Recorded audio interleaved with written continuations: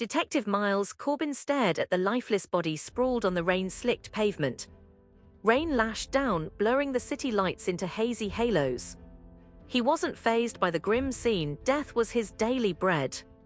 What made this case different was his gift, his curse, the ability to touch a corpse and see their last few minutes unfold before his eyes. He knelt, his gloved hand hovering over the victim's cold skin. He closed his eyes, took a deep breath and made contact. The world dissolved.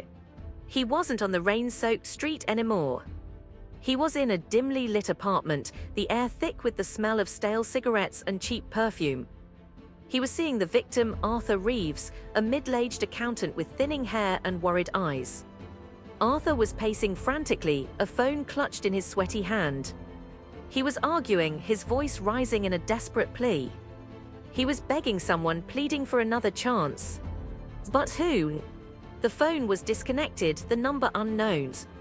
He saw fear etched onto Arthur's face. A figure suddenly appeared in the doorway, a shadowy silhouette. The argument escalated into a violent struggle. A brutal blow felled Arthur to the ground, his lifeblood staining the carpet crimson. The vision ended abruptly. Miles opened his eyes, gasping for air, the city sounds slowly returning to his consciousness. The rain continued its relentless assault. He knew Arthur didn't commit suicide, he was murdered. He spent the next few hours meticulously collecting evidence at the crime scene, but nothing pointed to the shadowy figure. He interviewed Arthur's wife, a cold, calculating woman with eyes that betrayed nothing. She claimed Arthur had been deeply in debt, despondent and suicidal. Her story sounded rehearsed, lacking conviction. He revisited Arthur's apartment, finding a torn photograph tucked away in a drawer. It showed Arthur with a young woman, laughing, carefree. It looked like true happiness. He tracked down the woman in the photograph, a vibrant artist named Isabella Morrow. She revealed a secret affair with Arthur, hidden from his wife. She was heartbroken by his death. She hadn't seen him in several weeks, she said. Their relationship had ended badly. Miles felt something wasn't right, her sorrow felt artificial. He decided to use his ability again, touching the torn photo this time. He saw Arthur meeting Isabella in a secluded park, the late afternoon sun casting long shadows.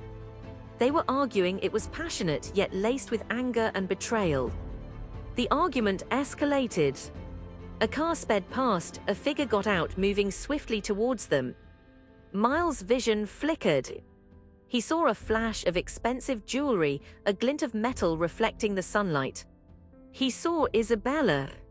But she wasn't the victim this time. It was her attacking Arthur. She was the shadowy figure, wielding a heavy weapon, striking Arthur with vicious intent. She had silenced him to protect her own life, or perhaps a secret. Miles rushed back to Isabella's studio, finding her attempting to flee.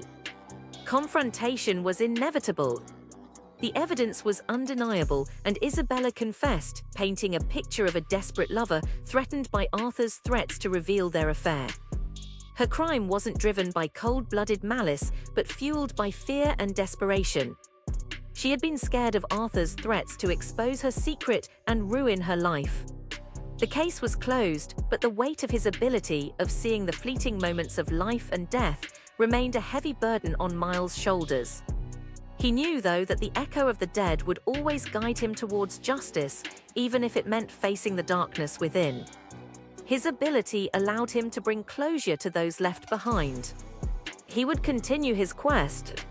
Another case was already waiting for him, a young girl found in the alley, a fresh victim of the city's underbelly.